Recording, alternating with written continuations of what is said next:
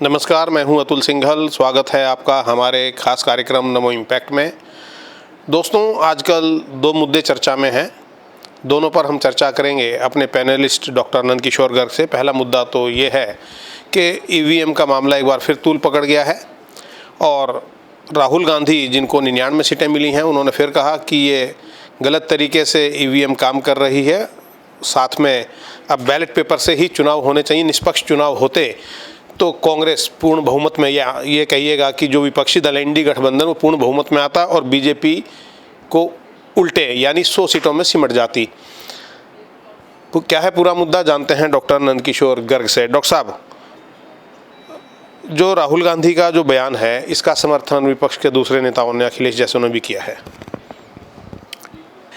आज की तारीख में स्टैंड अलोन है। एक तो इसका कोई कनेक्शन नहीं है किसी से भी, ना कोई किसी टाइप का कनेक्शन नहीं है जिसके कारण इसके अंदर कोई दूर से रिमोट से कुछ गड़बड़ कर सके।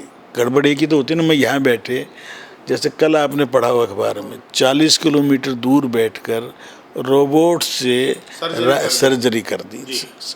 तो संभव टेक्नोलॉजिकल हैं, परंतु कनेक्शन चाहिए ना, वाईफाई चाहिए, फिर वो इंटरनेट हो, कुछ भी हो, मतलब नहीं, ऑप्टिकल उससे जुड़ी हुई होनी चाहिए। हमारी ये कुछ छोटी तो है नहीं सिस्टम। 5 लाख यदि मशीनें हों, 7 लाख मशीनें हो, तो सारी स्टैंड अलोन है, कोई कनेक्टेड नहीं। लेकिन ये पढ़े लिखे लोग हैं, अखिलेश जैसे या साथ में राहुल गांधी जैसे, तो क्यों ये व्यवस्था के ऊपर सवाल खड़े कर रहे हैं? सोना डाल के, आलू डाल के सोना बना सकता है, जो खटाखट 8,500 सबको, हर महिला को देने का वायदा कर सकता है, गारंटी पेपर देगी। लोगों ने विश्वास करके, लाखों लोगों ने वोट भी दे दिए, 40 लाख महिलाओं। मेरा कैसा ये देश है और क्या कर रहा है हमारे सुप्रीम कोर्ट और बाकी लोग जो एजेंसीज हैं कि इस देश में कोई भी कुछ बोल दो। एलन मास्क इस लाइन का वो है एक्सपर्ट अपने आप को, जिसका एक्स और ये सब चलते। उस आदमी ने किस संदर्भ में कहा कि हो सकता है? हो सकता है। कौन सी ऐसी चीज़ टेक्नोलॉजी है जिसके अंदर इंटरफेयर ना हो? होने को तो कुछ भी हो सकता है। हमने अगर वहाँ चांद पे भी भेजा हो, उसको भी यहाँ से हम कर रहे हैं ना कनेक्ट, पर कनेक्शन का होगा तो होगा ना। अगर दोनों तरफ वो इंस्ट्रूमेंट नहीं है, अगर मैं बोल रहा हूँ और आपका रिसीवर काम नहीं कर रहा है, तो मैं बोलता रहूँ। ये एक टिप्पणी इस पे भी, वायनाड से अब प्रियंका गांधी चुनाव लड़ेंगी और ये बीजेपी का कहना है कि ये तो बिल्कुल वही हो गया, वंशवाद की राजनीति। वंशवाद की भी अति वंशवाद। एक माँ है वो चेयरपर्सन, एक बेटा वो विपक्ष नेता वो रहेगा, बेटी भी उसमें आ जाएगी। 3 के अलावा कांग्रेस में कोई बचा है क्या? जो बंसीलाल इनके परिवार का सबसे नज़दीक था, आज उसकी पुत्र वधू और पोती भी बीजेपी शायद अभी ज्वाइन कर रही है। आरोप लगा के कि परिवारवादी पार्टी है। और हरियाणा के तीनों लाल जिन्होंने एक दूसरे से लड़ा, जनलाल, देवीलाल, बंसीलाल, और उन तीनों की संतान बीजेपी में, तो क्या, और मनोहर लाल भी बीजेपी। ये चौथा हमारा लाल था ही।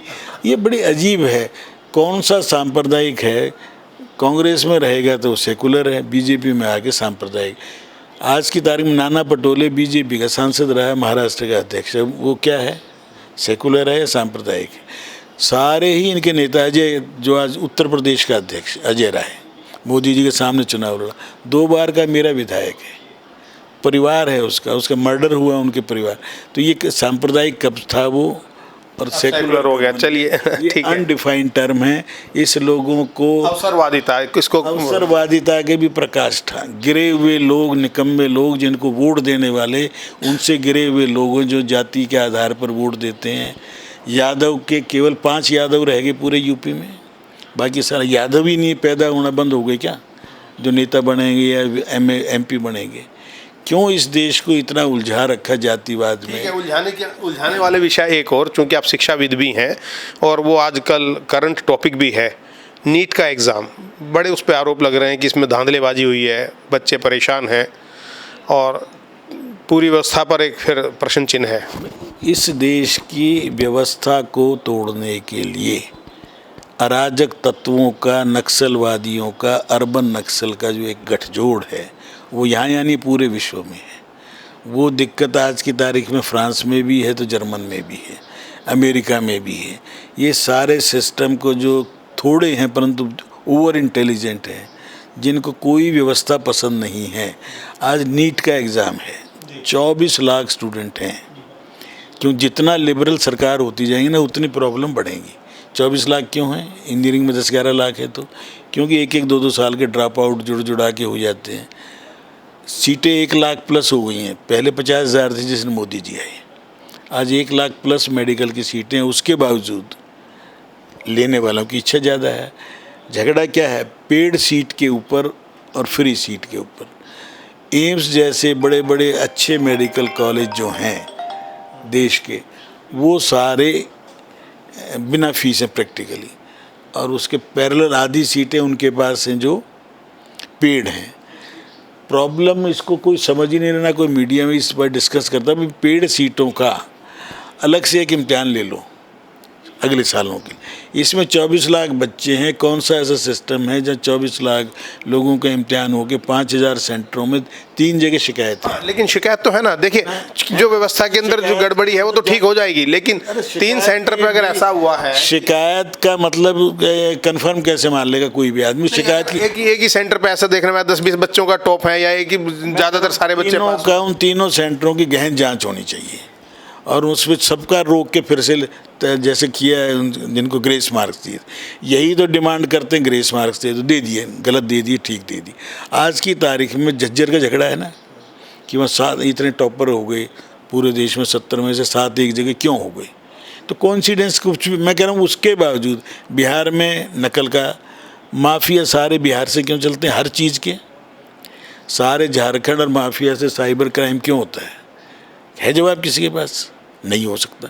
जहाँ पर है वहाँ गड़बड़ होंगी। एग्ज़ाम कौन सी ऐसी स्टेट है जहाँ पर नकल के मामले पिछले 5-7 साल में और बढ़ के आएंगे?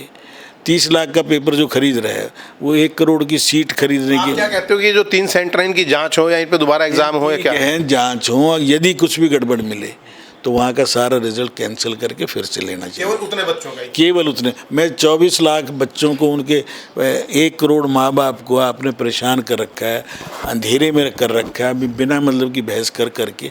अरे कौन सी सरकार चाहेगी अपनी बदनामी? क्यों करना चाहेगी? सरकार की ही तो सीटें हैं, सरकार ने आखिर देने न किसी को। माफिया हर जगह पैदा हो गए हैं, भू माफिया, रेत माफिया, रोडी बजरपुर माफिया, तारकोल माफिया, चारा माफिया, जितना आप नाम लेंगे हर चीज़ में माफिया है ना। और बड़े बड़े लोग, लालू जैसे लोग, सजा याफ्ता लोग, नौकरी के बदले ज़मीन लेने वाले लोग फिर दंदनाने वो बोलते हैं और उनको फिर मीडिया दिखाता है। मैं कह रहा है कि जिसने गलत किया है उसको फांसी की सज़ा, जैसे योगी जी ने पास कर रहे हैं बिल, जो करेगा गलत काम, नकल कराने में कुछ में भी इन्वॉल्व होगा, उसको बख्शा नहीं जाना चाहिए। परंतु इस देश की व्यवस्था के ऊपर प्रश्न चिन्ह लगाने वाले विपक्ष के नेता अंदर अपने आग झांके। आज उन 10-12 स्टेट में उनका भी राज है और वहाँ भी ये घटनाएं हो रही हैं। घटनाएं चरित्रहीन एक पीढ़ी का निर्माण हमने किया है, उसके कारण हो रही है। इस बात का सब ध्यान रखें। बिल्कुल ठीक है, बहुत बहुत धन्यवाद। कुल मिलाकर डॉक्टर नंदकिशोर गर्ग का कहना है कि यदि कार्य होगा तो उसमें गलतियां भी होंगी और गड़बड़ी होने की आशंका भी रहेगी, इसलिए इन गड़बड़ियों को दूर किया जा सकता है। शोर मचाकर हल नहीं होगा, लेकिन जो नीट के एग्ज़ाम की बात है वहाँ पर दोबारा गहन जांच के बाद 3 सेंटरों पर एग्ज़ाम किया जा सकता है। एक साधारण सा इसका हल डॉक्टर गर्ग ने बताया है। कार्यक्रम इम्पैक्ट में इतना ही। नमस्कार।